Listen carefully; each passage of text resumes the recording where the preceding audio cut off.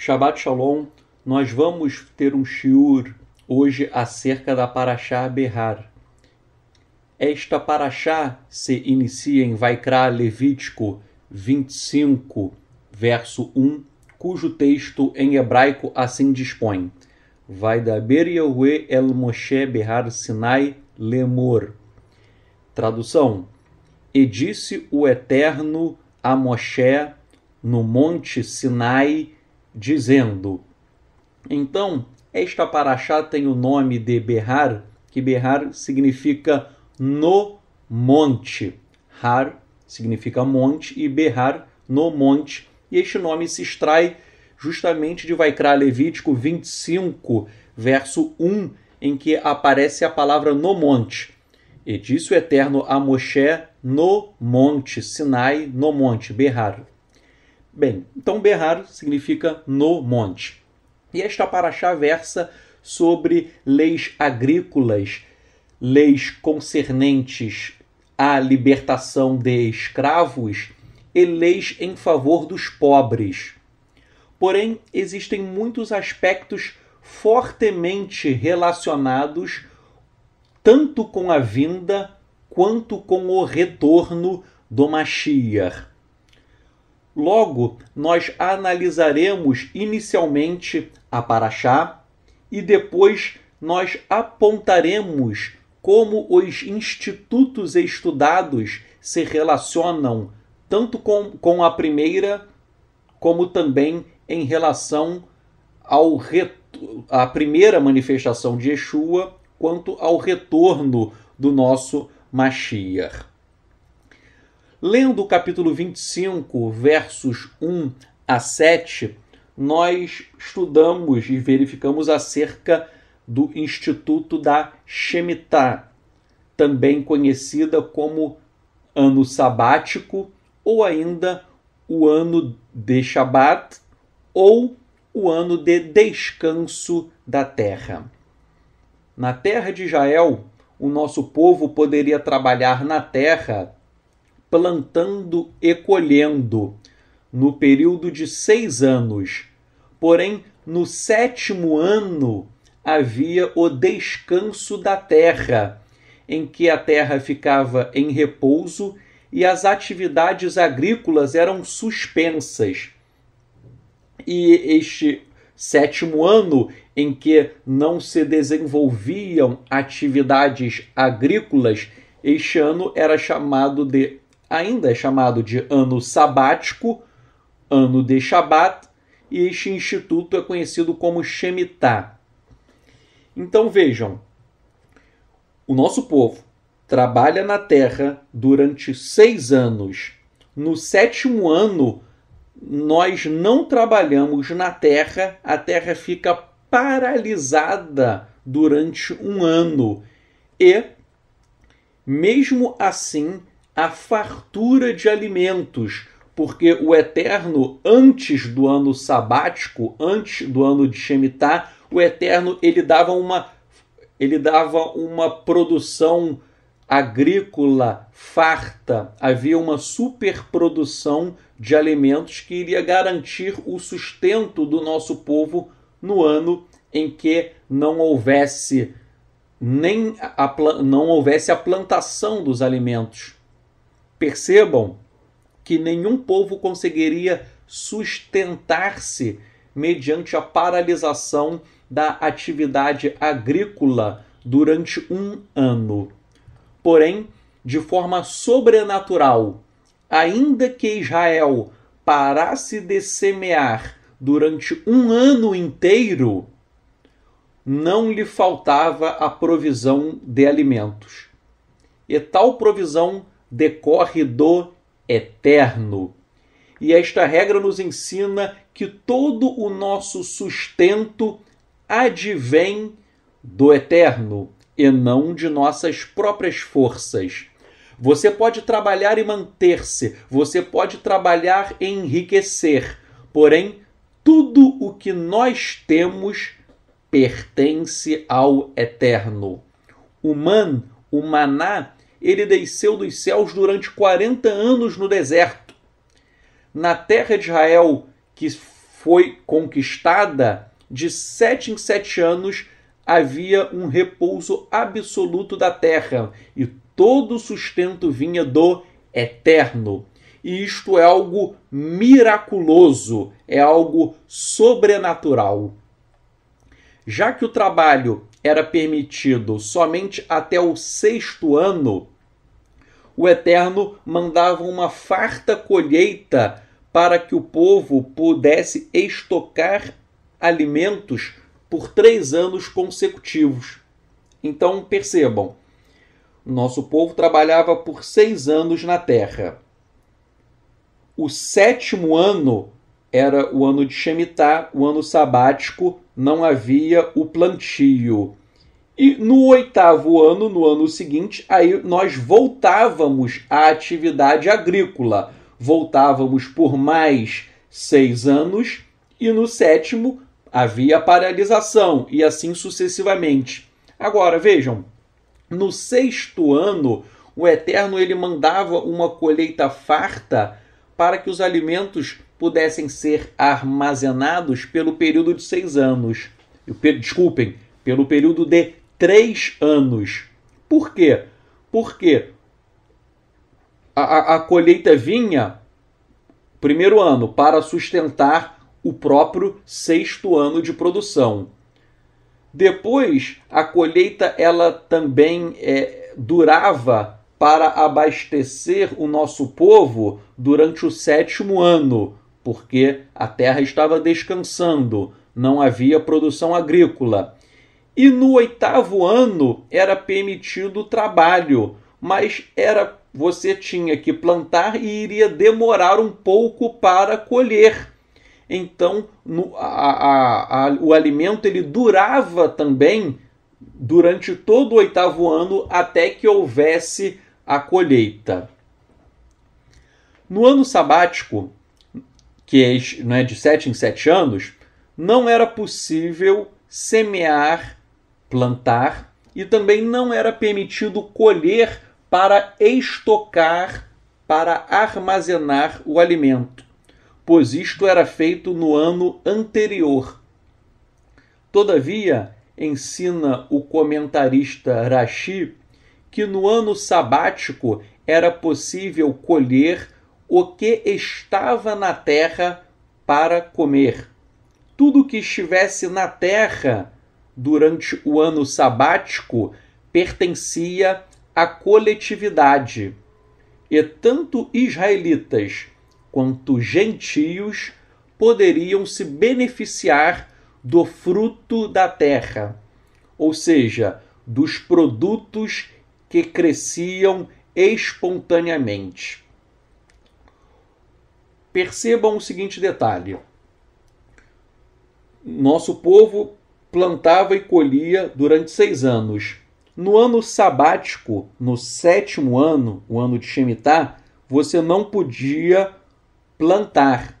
E você não poderia também colher para armazenar alimentos.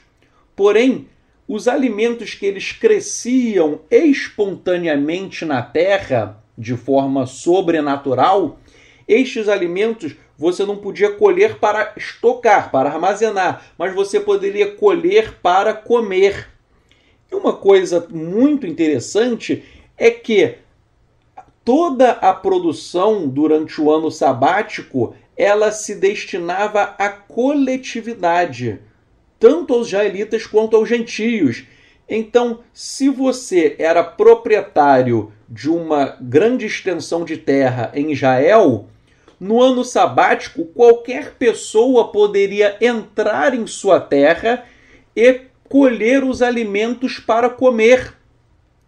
Isso é uma questão também de justiça social, para possibilitar que pobres, tanto israelitas quanto gentios também, entravam na tua terra e podiam pegar os alimentos que estavam lá crescendo espontaneamente para comer.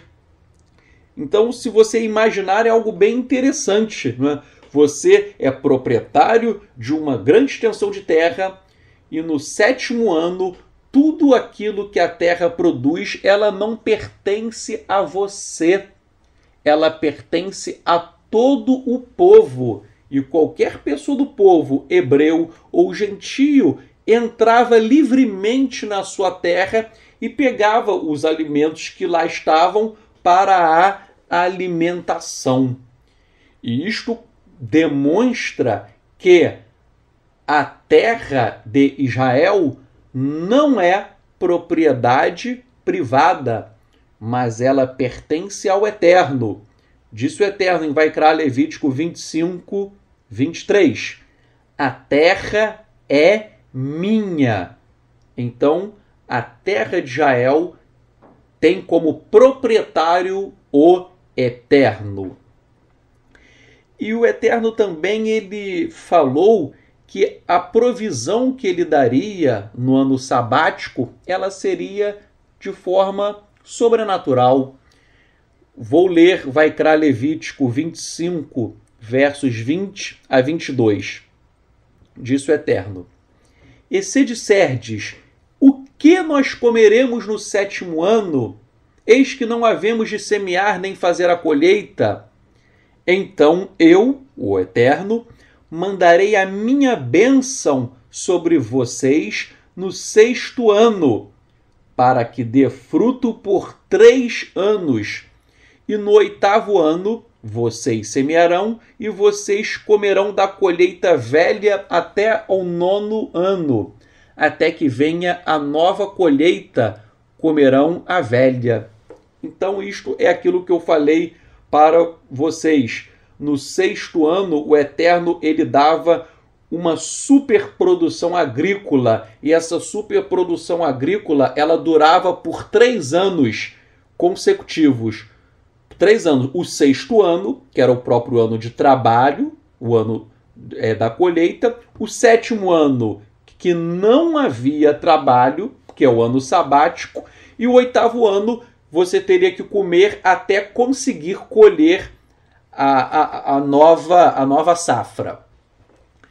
Prosseguindo, no capítulo 25, versos 8 a 28, nós estudamos acerca do Instituto do Yovel, conhecido em português como Jubileu.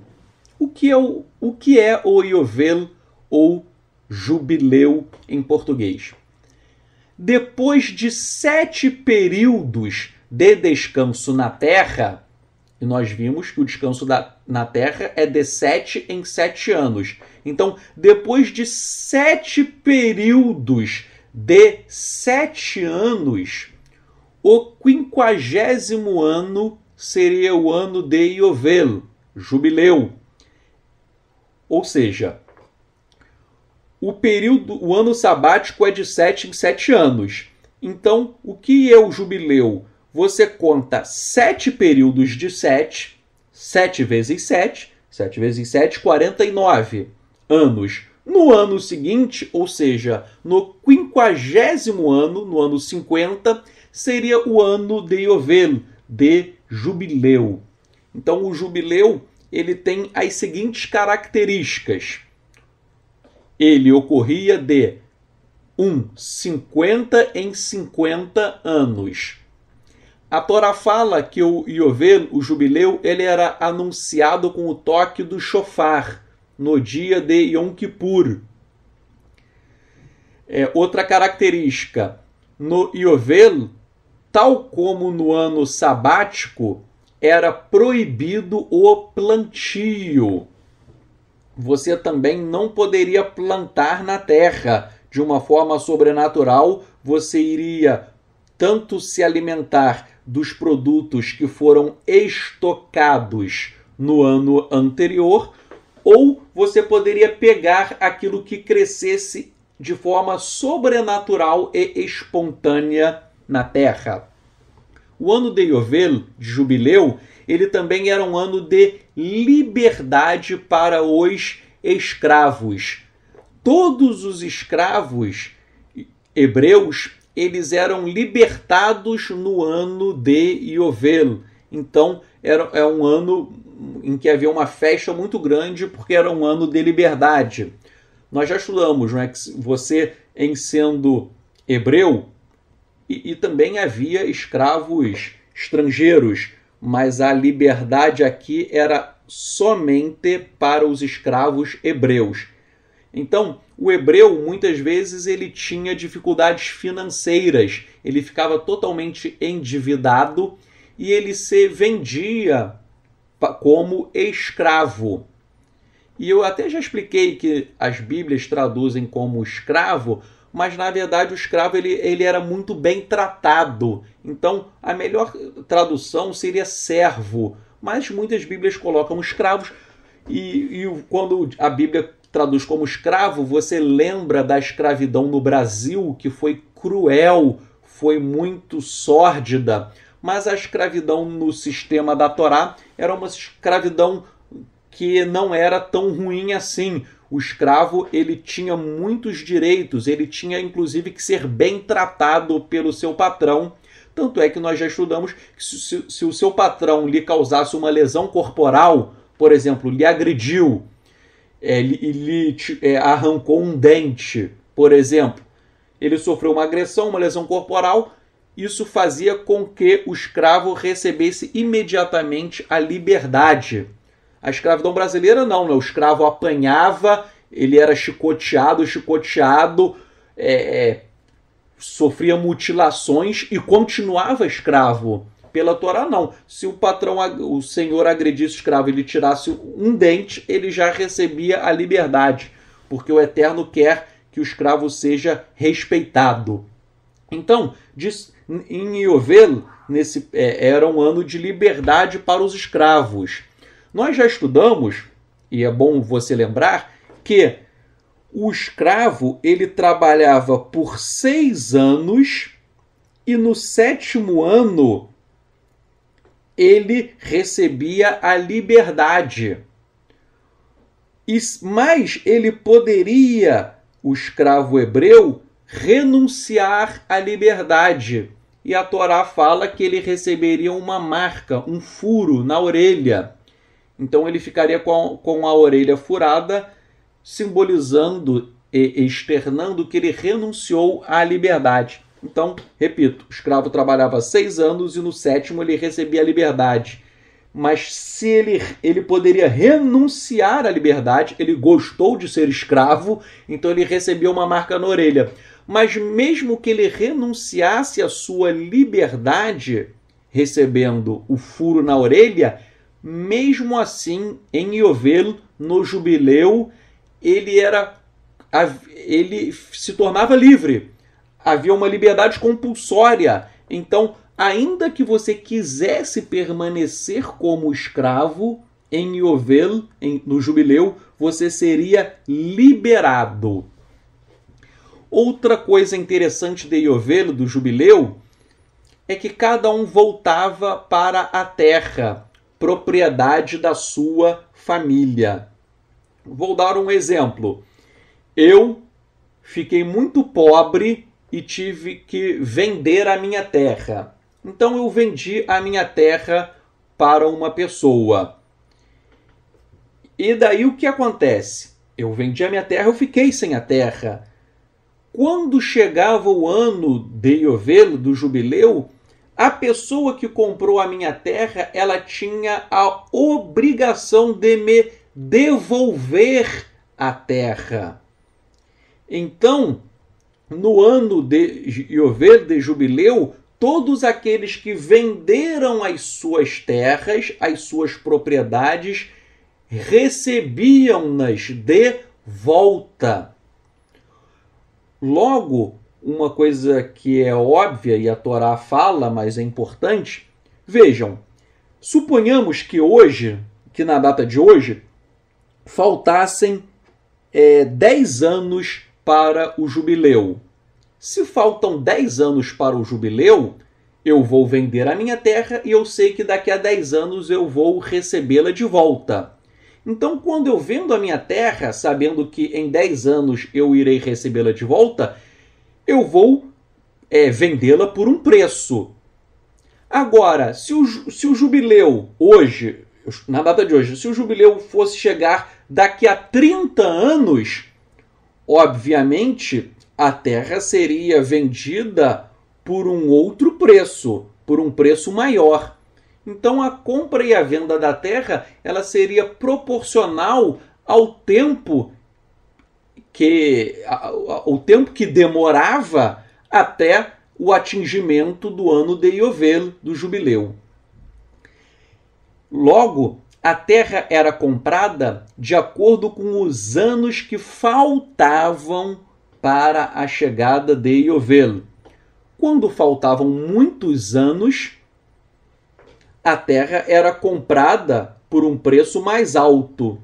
Quando faltavam poucos anos para o Iovel, o jubileu, quando faltavam poucos anos, a terra era comprada por um preço mais baixo. Já que a cada jubileu a terra voltava para os seus originais proprietários, este sistema impedia a concentração de riquezas nas mãos de uma família, ou seja, trata-se de um justo sistema de distribuição de bens na sociedade. De 50 em 50 anos, todos voltavam ao status quo, todos recebiam de volta as suas terras originárias. Logo, as pessoas muito ricas já não seriam tão ricas, e as pessoas muito pobres deixariam a pobreza porque retomariam as suas terras. E como funciona o direito de propriedade? Lendo o capítulo 25, versos 23 a 28, nós verificamos 3 hipóteses. A primeira é a seguinte. Primeira hipótese. Se alguém empobrecesse e vendesse a sua propriedade, o seu parente mais próximo poderia vir e comprar o que o seu parente vendeu. Então vejam, nessa primeira hipótese, eu fiquei pobre e eu vendi a minha terra. Um parente próximo, por exemplo, o meu irmão poderia vir e retomar a terra comprando-a de volta para que ela voltasse para a minha propriedade. Essa é a primeira hipótese.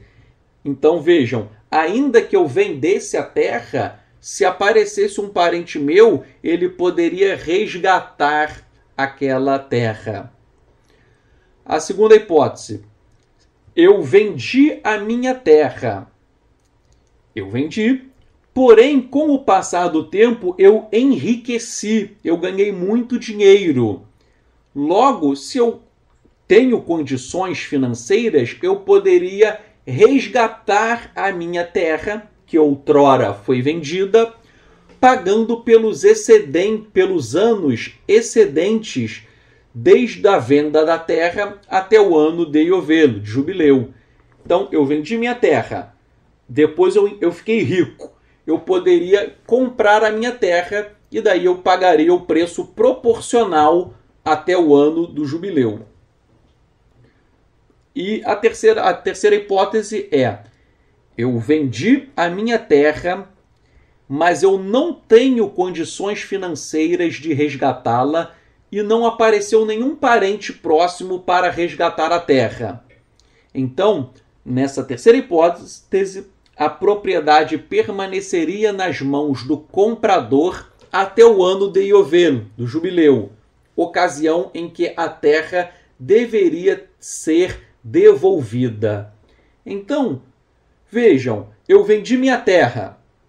Resumindo, eu vendi minha terra. Se eu enriquecesse e tivesse condições, eu poderia retomá-la, pagando o preço. Eu retomava a terra. Se eu não tivesse condições, um parente próximo meu poderia retomar a terra também, pagando o preço. E se eu ficasse pobre, nunca conseguisse a terra, não tem problema. No ano de Iovel, a terra voltava para a minha mão. E é óbvio, né? O Iovel é de 50 em 50 anos. Então, se eu morresse, se eu não vivesse até lá, a terra passaria para os meus herdeiros. Logo, as vendas de terra eram, em essência, uma espécie de arrendamento. E no Iovelo também, já que não se podia trabalhar na terra plantando, o Eterno mandava alimentos em abundância no período anterior, e esses alimentos eles eram estocados. Nós percebemos que em Iovelo, que o jubileu, ele externa um sistema de equilíbrio econômico em que se concretizam os mais lídimos ditames da justiça social. O bem-estar da coletividade suplanta os interesses individuais. Por quê? Porque ainda que alguém fosse comprando muitas terras, a pessoa vai comprando terras e vai ficando com um latifúndio. Ela é proprietária de vasta área rural. Chegou o ano de Iovelo, do jubileu, tudo que ela comprou dos outros ela teria que devolver. Então esse sistema ele permite um equilíbrio para que todos voltem ao status quo, e isto impede os grandes latifúndios, a exploração, há um equilíbrio entre as diversas classes sociais. Uma observação: somente se aplicava o instituto da retomada da propriedade, que eu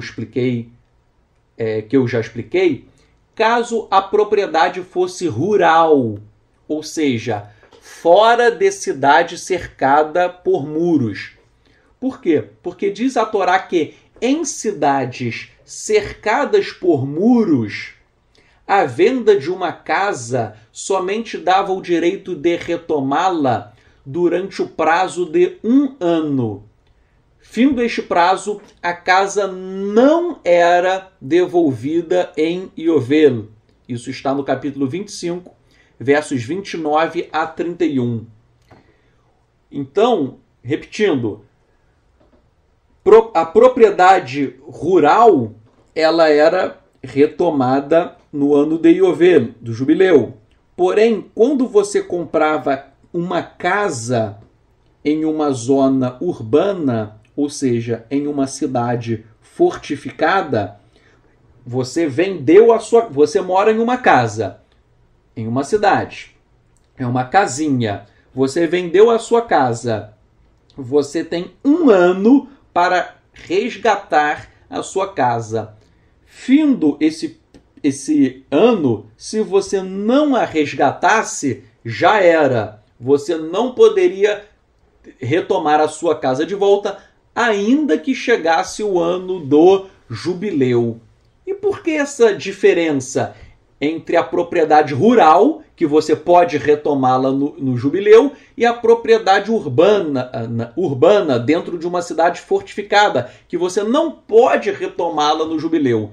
O fundamento é o seguinte, que o Instituto do Iovelo, do jubileu, ele preordena-se a proteger a propriedade rural, em que há a concentração de terras, em uma sociedade que era agrícola, e não se destina o jubileu a proteger a propriedade imobiliária nas cidades fortificadas, pois na época não havia a concentração da propriedade de casas nas mãos de uma pessoa e a consequente especulação imobiliária.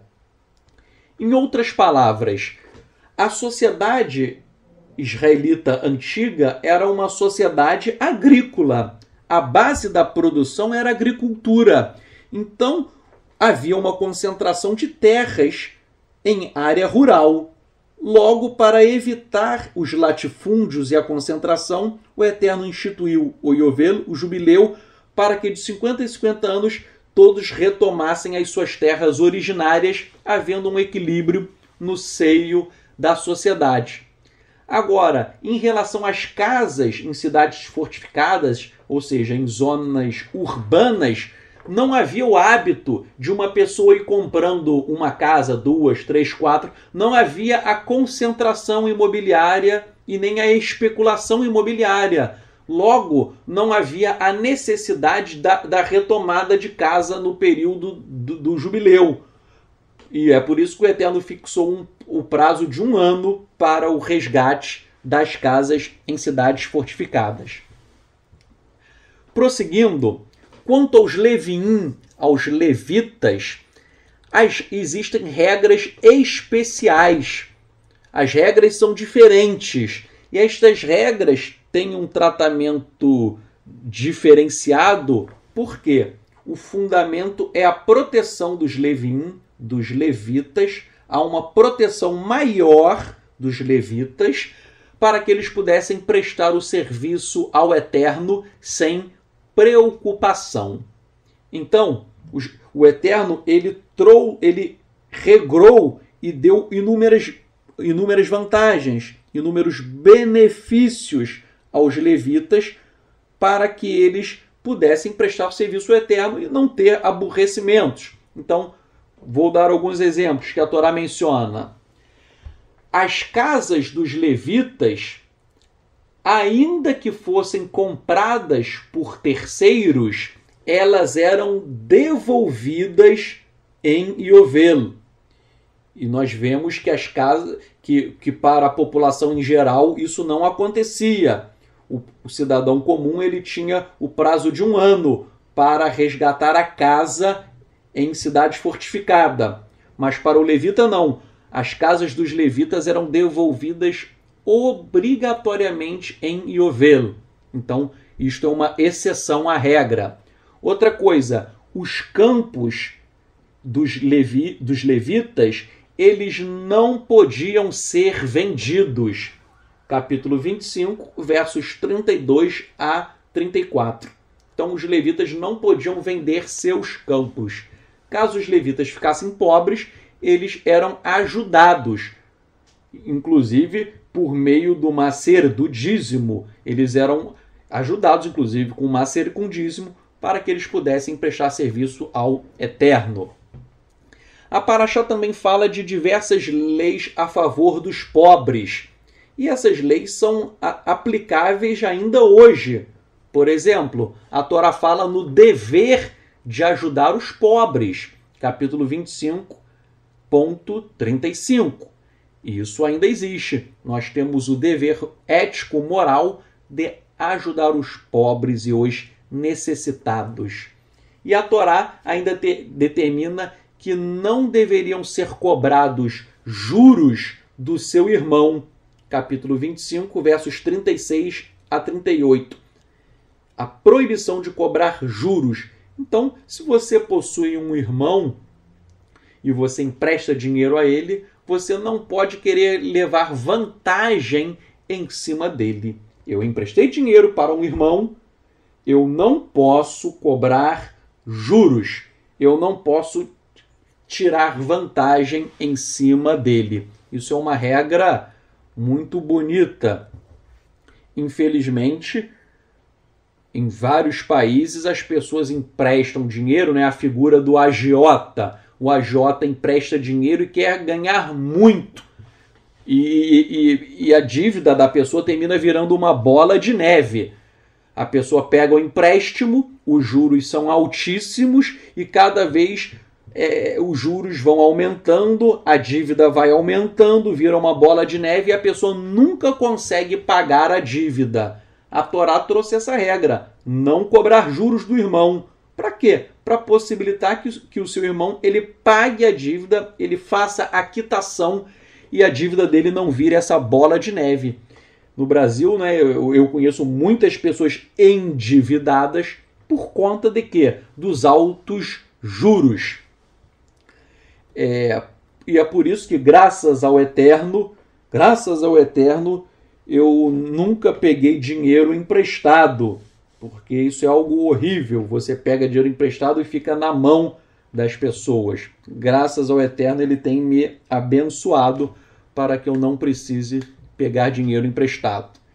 E eu faço votos que o Eterno também te abençoe em abundância, que ele te dê todo o sustento financeiro para que você não tenha preocupações no campo financeiro. E prosseguindo, a Torá ainda traz várias leis acerca da escravidão. E eu repito aquilo que eu falei acima e explico com mais detalhes. O Eterno, ele nunca quis a escravidão. Porém, a escravidão era um fato histórico, um fato histórico que estava entranhado nos povos da antiguidade. Logo, o Eterno estabeleceu regras benignas aos escravos, mitigando os efeitos deletérios da escravatura, sabendo que um dia a escravidão chegaria ao fim. Para a época, a Torá é, sem sombra de dúvidas, a legislação mais avançada de todos os povos. E eu estou falando isso porque alguns ateus às vezes criticam as Escrituras dizendo: se o Eterno é bom, como ele instituiu a escravidão? E eu respondo: o Eterno, ele não criou a escravidão. A escravidão existia. A escravidão foi criada pelo homem. E o que o Eterno fez? Já que a escravidão era um fato social, um fato que assolava os povos da antiguidade, o Eterno, ele estabeleceu várias regras para regulamentar a escravidão. Inclusive, o Eterno trouxe várias regras benéficas aos escravos. Conforme eu falei, se o senhor batesse no escravo, tirasse um dente do escravo, o escravo recebia a liberdade, porque o Eterno quis proteger a integridade física dos escravos. Vou analisar algumas regras. Se um israelita empobrecesse e se vendesse como escravo, ele não deveria ser tratado como escravo, mas sim como sendo empregado. Isso é muito bonito. Um hebreu, ele se vendeu como escravo, a Torá fala que ele não pode ser tratado como um mero escravo, ele tem que ser tratado como um empregado, ou seja, ele tem que receber um bom tratamento. E ainda que o israelita não quisesse receber a liberdade no 7º ano e tivesse a orelha furada, compulsoriamente ele seria libertado no ano de Iovel, jubileu, recuperando inclusive a posse da sua antiga terra. Capítulo 25, versos 39 a 43. Então, nós já vimos, o escravo ele trabalhava 6 anos. No 7º ele era libertado. Mas ainda que ele renunciasse à liberdade e a sua orelha fosse furada, de qualquer forma ele recebia a liberdade no ano de Iovel. Uma observação. Segundo as lições de Rashi, o escravo israelita era libertado depois de 6 anos de trabalho, no 7º ano. Isso está em Shemot, Êxodo 21.2. Porém, caso ele renunciasse à liberdade e quisesse continuar como escravo, sua orelha era furada para caracterizar tal renúncia. Shemot, Êxodo 21, versos 5 a 6. Porém, mesmo na hipótese do escravo israelita com a orelha furada, de toda sorte ocorria a sua libertação no jubileu. Logo, no ano de jubileu, ocorria necessariamente a libertação de todos os escravos hebreus, inclusive se o jubileu chegasse antes de se completarem os 6 anos de trabalho do escravo. Ou seja, em Iovel, todos os escravos eram libertados, tanto aqueles que tiveram suas orelhas furadas, quanto aqueles que estavam no meio dos seus 6 anos de serviço. Isso é óbvio. O escravo tinha que trabalhar 6 anos, no 7º ele era libertado. Mas vamos supor que o escravo trabalhou 1 ano, 2 anos, 3 anos, e suponhamos que nesse 3º ano chegou o jubileu. Então, no 3º ano, ele era libertado imediatamente. Chegou o jubileu, todo escravo hebreu era liberado. E ao ser liberado, as suas dívidas eram quitadas, ele ficava sem dívidas e ele iria retomar a sua terra. E ao retomar a sua terra, obviamente, ele sairia do estado de pobreza. Uma outra questão. Havia a compra de escravos das nações estrangeiras. Porém, os escravos estrangeiros não eram libertados no jubileu. Capítulo 25, versos 44 a 46. Então, no jubileu, o escravo estrangeiro não recebia a liberdade. E por quê? Será que isto é uma acepção de pessoas? Vou explicar o fundamento. O estrangeiro, ele era idólatra, pagão. Então, a escravidão era um castigo pela sua idolatria. Agora, se o escravo estrangeiro ele se convertia ao Eterno, então, ao se converter ao Eterno, ele se tornava israelita. E daí ele poderia obter a liberdade. Então, o escravo estrangeiro ele não recebia liberdade, nem após trabalhar 6 anos e nem no jubileu, no Yovel. Porém, ele permanecia escravo. E essa permanência na escravidão decorria do fato dele ser idólatra, pagão. Agora, então ele era castigado por isso. Agora, se ele se converte ao Eterno, ele se torna israelita. Se ele se torna israelita, ele é libertado, depois de 6 anos de trabalho ou no jubileu. De todo modo, ensina Narmânides que o hebreu de bom senso ele tratava o seu escravo, mesmo o estrangeiro, com bondade e misericórdia. Ou seja, explica o rabino Narmânides que o escravo estrangeiro ele era tratado com bondade, com misericórdia e com justiça. Não deveria o hebreu sobrecarregar ou afligir o seu escravo, tendo o dever de alimentá-lo com todo tipo de comida e bebida. Explica ainda Narmânides que os sábios costumavam dar aos escravos os mesmos alimentos que comiam.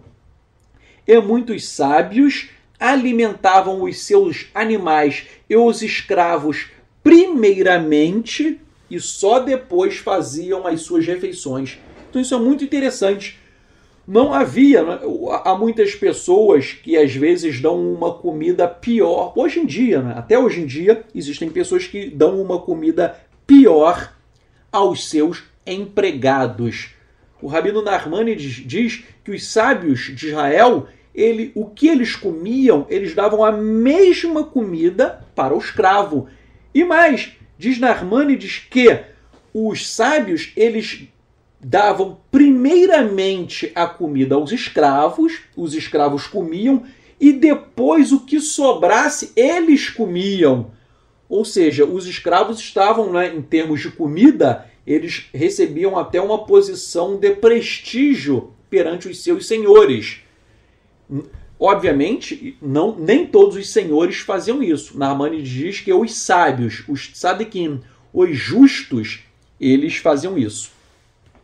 Se um estrangeiro que vivesse no meio de Israel, ele comprasse um escravo israelita que empobreceu, um dos seus irmãos ou parentes poderiam resgatá-lo, pagando o preço devido.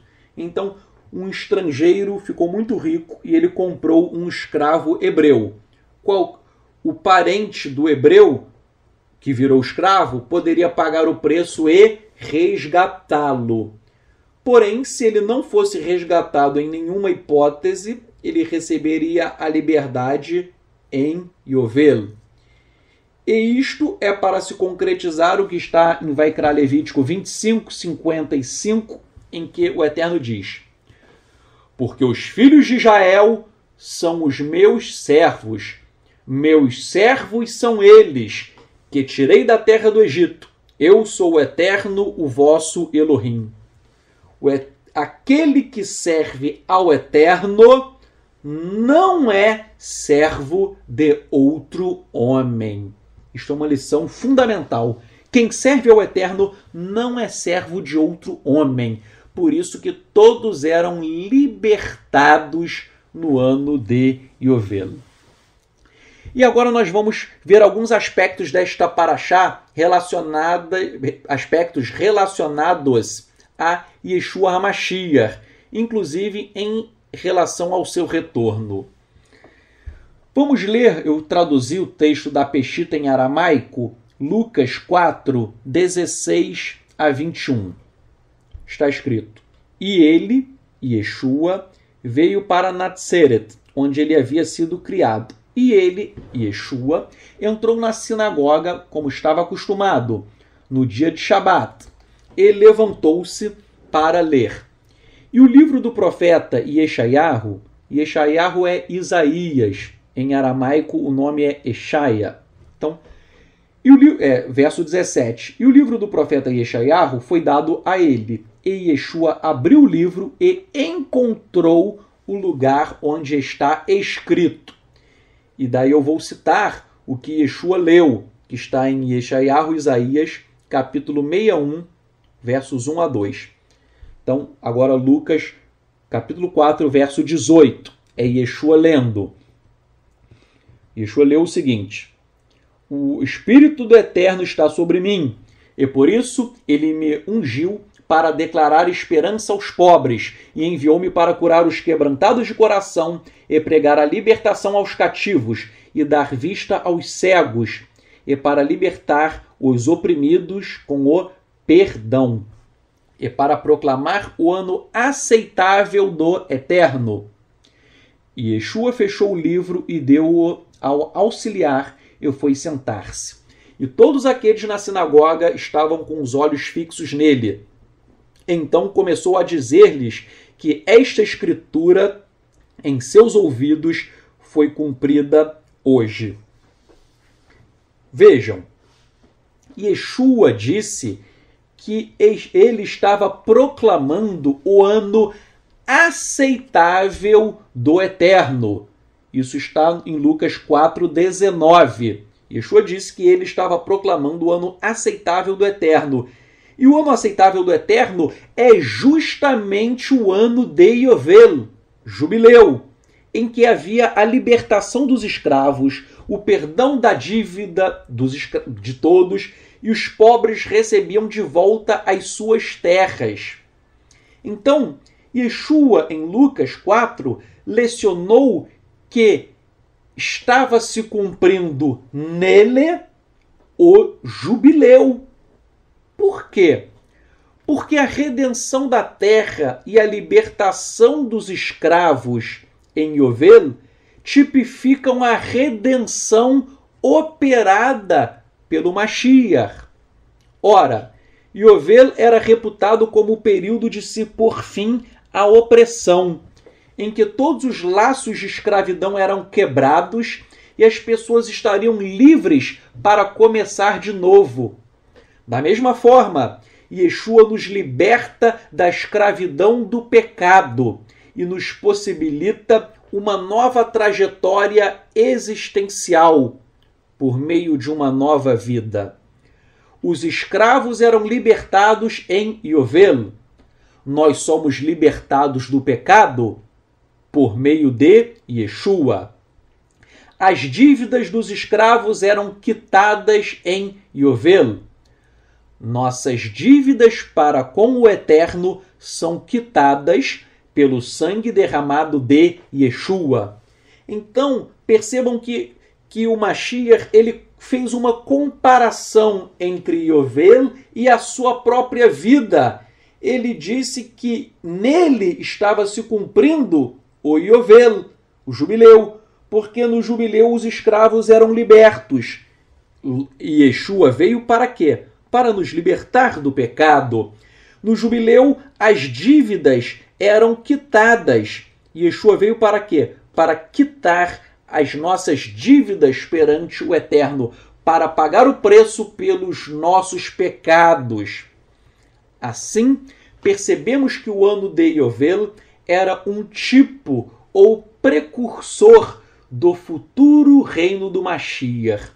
Yovel é um ensaio para preparar o terreno para a vinda do rei Messias, para o retorno de Yeshua, já que em seu reino haverá um jubileu sem fim.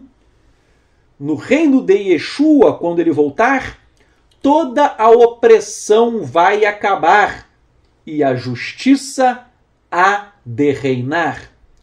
Quando Yeshua retornar, toda a escravidão espiritual chegará ao fim.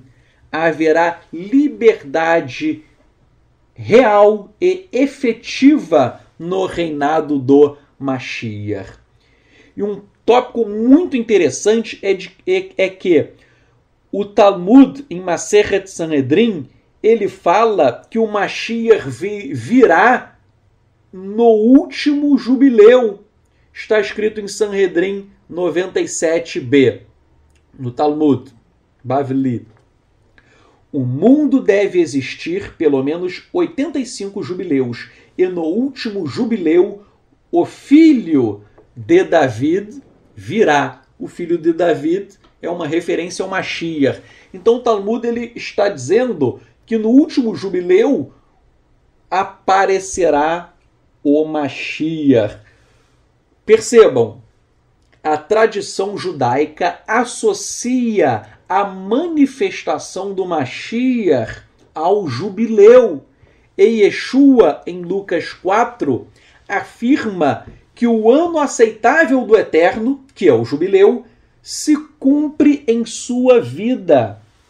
E é por este motivo que é muito provável que Yeshua ele retorne no ano de Yovel, de jubileu. Eu não sei quando Yeshua vai voltar, mas pelas escrituras há uma probabilidade muito forte que em um ano de jubileu seja um ano em que Yeshua ele retorne para reinar sobre toda a terra. Conforme eu citei acima, o próprio Talmud em Sanhedrin 97b, ele fala que será no último jubileu, e de acordo com a tradição judaica, seria o jubileu de número 120. Por que 120? Porque o jubileu é de 50 e 50 anos. Então, 50 vezes 120, chegamos a 6.000. Então, depois de 6.000 anos contados da criação do homem, a partir daí o Mashiach viria para reinar sobre toda a terra. Eu vou explicar daqui a pouco, mas o pensamento judaico é que desde a criação do homem passarão 6.000 anos. E depois desses 6.000 anos, nós entraremos no número 7. O sétimo milésimo ano. E o sétimo milésimo ano é conhecido como o reino do Mashiach. Por quê? O sétimo milésimo ano, ele lembra o sétimo dia da semana. E o sétimo dia da semana é o Shabat. Então, o sétimo milésimo ano é chamado de Shabat Hagadol, o grande sábado, o grande Shabat, que é justamente o Shabat do reino messiânico. Porque, de acordo com vários rabinos, a semana tem 7 dias. Cada dia da semana representa 1.000 anos. Até Kefá, Pedro falou que um dia são como 1.000 anos, e 1.000 anos como um dia. Então, de acordo com o pensamento judaico, a semana tem 7 dias. Cada dia representa o período de 1.000 anos, desde a criação do homem. Então, cada dia da semana representa 1.000 anos. Logo, depois de 6.000 anos, que são os 6 dias da semana, o 7º milésimo ano é o reino do Mashiach, o grande sábado, Shabbat Hagadol. E esse 7º milésimo ano, ele está associado ao Shabat, que também acontece no 7º dia da semana. Outro detalhe curioso. Asseverou Yeshua que a sua mensagem seria pregada a todos os gentios e depois viria o fim. Vou ler Matitiarro, Mateus 24, 14. E estas boas novas do reino serão proclamadas em todo o mundo, em testemunho a todos os goim, gentios. E então virá o fim. Isso disse Yeshua. Ou seja, a condição para o fim dos tempos é que todos os gentios recebam a mensagem acerca de Yeshua. E então, depois, ele voltará. Agora, o Talmud, em Sanhedrin 97a, ele diz algo bastante semelhante. Afirma o seguinte, o Talmud: o filho de David, que é o Mashiach, filho de David, o Mashiach, não virá até que o mundo inteiro seja convertido para a crença dos minim, que significa hereges. Repetindo, o Mashiach, o filho de David, não virá até que o mundo inteiro seja convertido à crença dos hereges. Agora, estes hereges, eles são os judeus nazarenos. Você fala, ué, mas por quê? Porque os rabinos que escreveram o Talmud, eles eram contra os judeus nazarenos. Então eles chamavam os judeus nazarenos de hereges. Então nós éramos chamados, até hoje os rabinos nos chamam de hereges. Então os rabinos no passado e ainda hoje nos chamam de hereges. E o Talmud diz que o Mashiach ele virá quando o mundo inteiro se converter aos hereges, ou seja, se converter aos judeus nazarenos. Conclusão: o Mashiach ele se apresentará quando o mundo estiver convertido à crença dos judeus nazarenos. E é por isso que cada vez mais, que a todo momento mais e mais pessoas estão querendo cumprir a Torá e dar o testemunho de Yeshua. Eu penso particularmente que ao lado de tanta apostasia ocorrerá a expansão do remanescente fiel a Yeshua, ou seja, daqueles que cumprem a Torá e seguem verdadeiramente Yeshua. Não é à toa que milhares de pessoas estão retornando para o judaísmo bíblico, o judaísmo com Yeshua, e que é totalmente diferente do judaísmo ortodoxo. Não é à toa que muitos evangélicos estão se interessando pelas raízes hebraicas da fé. Não é à toa que em pouquíssimo tempo o nosso site, Judaísmo Nazareno, conta com visitantes de mais de 50 países, quase 60 países. Então vejam, no mundo inteiro, muitas pessoas estão tendo a visão do judaísmo nazareno. O judaísmo nazareno é o quê? Guardar a Torá e seguir Yeshua. Eu tenho visto uma expansão de discípulos verdadeiros de Yeshua pelos 4 cantos da terra. Ainda que a apostasia cresça, o remanescente fiel a Yeshua também está crescendo. Então vejam, o Talmud diz que o mundo inteiro vai se converter aos judeus nazarenos, chamados por eles de hereges. O mundo inteiro vai se converter aos judeus nazarenos e depois o Mashiach irá se apresentar. Como eu interpreto isso? Eu interpreto que a apostasia vai crescer sim, mas paralelamente à apostasia haverá um crescimento daqueles que seguem Yeshua e que guardam a Torá. É por isso que eu tenho visto judeus nazarenos em vários países da África, eles estão acessando o nosso site, estão entrando em contato em vários países da África. Minha esposa, eu estava até conversando com ela, né? Eu creio, né, o nosso site é em português, eu não sei como eles chegam até nós, mas eles jogam no Google Tradutor, pegam os nossos estudos escritos, jogam no Google Tradutor e leem em suas próprias línguas. Mas há pessoas que estão estudando conosco, são quase 60 países. Há pessoas da África, vários países da África, vários países da Ásia.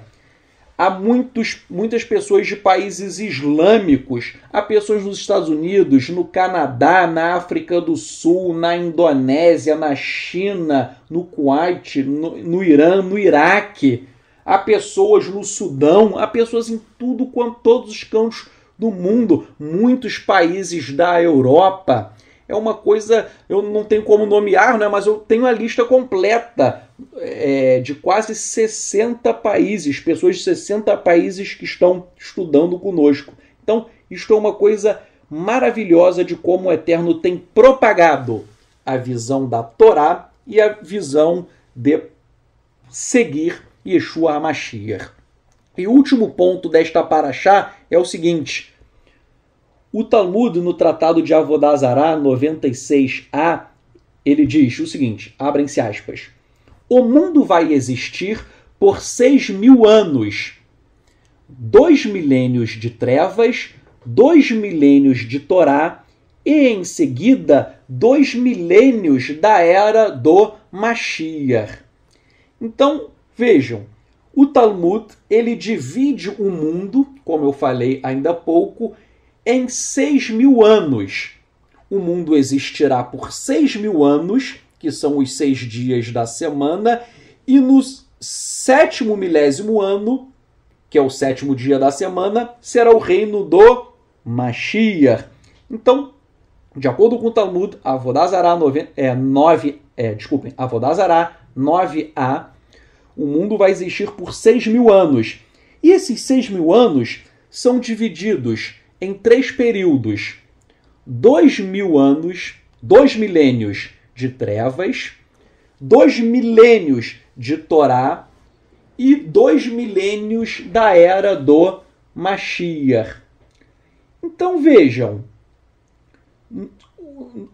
hoje, de acordo com o calendário judaico, nós estamos no ano 5.774, desde a criação do homem, 5.774. Se nós estamos hoje no ano 5.774, desde a criação do homem, e o mundo existirá por 6.000 anos, nós concluímos facilmente que nós estamos nos 2 últimos milênios. E o Tratado de Avodah Zará diz que os 2 últimos milênios são da era do Mashiach. Então vejam, se o Mashiach vem nos 2 últimos milênios, o Mashiach teria vindo por volta do ano 4.000, de acordo com o calendário judaico, porque o ano 4.000 é 4.000 mais 2 é igual a 6. 4.000 mais 2.000 igual a 6. Ou seja, 4.000 são os 2.000 anos finais do período de 6.000 anos. Então, repito, se o Mashiach vem nos 2 últimos milênios, o Mashiach tem que ter vindo por volta do ano 4.000 no calendário judaico. Ou seja, o Mashiach já veio há muito tempo, pois hoje nós estamos no ano 5.774.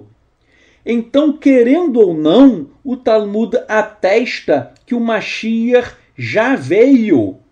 Repito, interpretando o Talmud, o Mashiach ele tem que aparecer no ano 4.000 do calendário judaico, que é o ano que representam justamente os dois últimos milênios até o fim do mundo. Então o Mashiach tem que ter vindo no ano 4000. Agora, Yeshua ele foi executado aproximadamente no ano 3790 do calendário judaico. E alguns estudiosos apontam que o calendário judaico tem aproximadamente uma defasagem de 200 anos, em razão de erros de cálculos cometidos quando o nosso povo voltou do cativeiro babilônico. Assim sendo, com essa defasagem de 2000 anos, Yeshua teria morrido e ressuscitado por volta do ano 3990, que é muito próximo do ano 4000. Vejam, Yeshua morreu e ressuscitou, por esses cálculos, no ano 3990. 3990, mais 10 anos, eu chego ao ano 4000, que é o ano em que o Mashiach tem que se manifestar. E ele já se manifestou. Onde eu quero chegar com isso? Eu quero chegar na seguinte questão. O Talmud, querendo ou não, ele reconhece, ainda que ele não queira, mas o Talmud prova que o Mashiach já veio.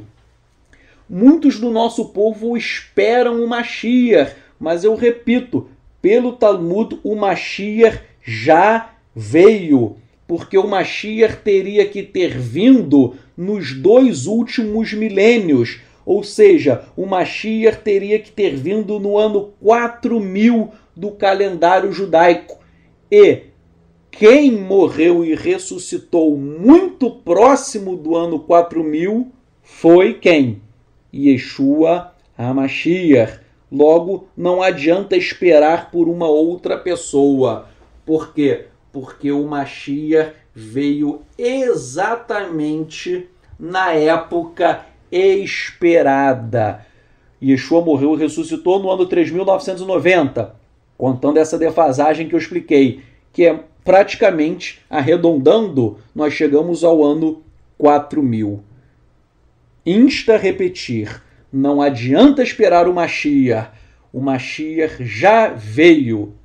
E ele veio no ano 4000, estão se passando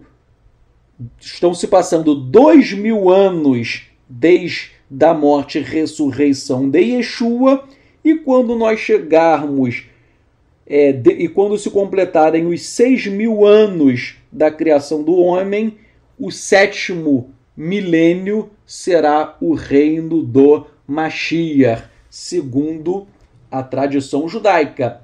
E se há uma defasagem de 200 anos, e hoje nós estamos no ano 5774, você pega 7.774 mais 200, então nós estaríamos no ano 5.974. Se você pega isso e diminui dos 6.000 anos, então faltam 26 anos, faltam apenas 26 anos, se considerarmos essa defasagem. Se essa defasagem realmente existir, então faltariam 26 anos para se completar os 6.000 anos da criação do homem. Logo, a partir daí, segundo a tradição judaica, haverá, o tempo estará muito abreviado. E a partir daí, eu não sei o ano, eu não sei quando, mas a partir daí, o tempo para o Mashiach voltar estará muito próximo. Então, o tempo para a vinda do Mashiach, ele está muito, muito próximo, de acordo com essas contas. Eu não posso dizer ano, né? Tem gente que quer chutar ano, quer falar o dia, a hora. Eu não vou fazer isso. Ninguém sabe o dia, a hora. Porém, pelo que tudo indica, o período de o Mashiach voltar, ele se aproxima. Repito, depois de 26 anos, o tempo será muito abreviado e o Mashiach logo se apresentará. Vamos fazer uma tefilá, uma oração. Avinu Malkenu, Elohei Haivrim, nós oramos a Ti, ó Pai, clamando pela volta de Mashiach. Que Yeshua ele possa voltar para instaurar o seu reino aqui na terra. Nós cremos, Pai, que Yeshua veio, morreu, ressuscitou, mas ele há de voltar para reinar como Rei dos Reis, como Senhor dos Senhores. Nós te agradecemos por esse Shabat, por esse estudo e ansiamos com muita expectativa para a volta de Yeshua. Nós cremos com a nossa perfeita fé que o Mashiach ele irá se apresentar e nós estaremos com Yeshua, o nosso Rei, na tua terra, na terra de Israel. Muito obrigado pelo estudo, por esta paraxá, pelas tuas revelações. Nós te agradecemos por tudo, Bishem Yeshua HaMashiach, em nome de Yeshua HaMashiach. Amém.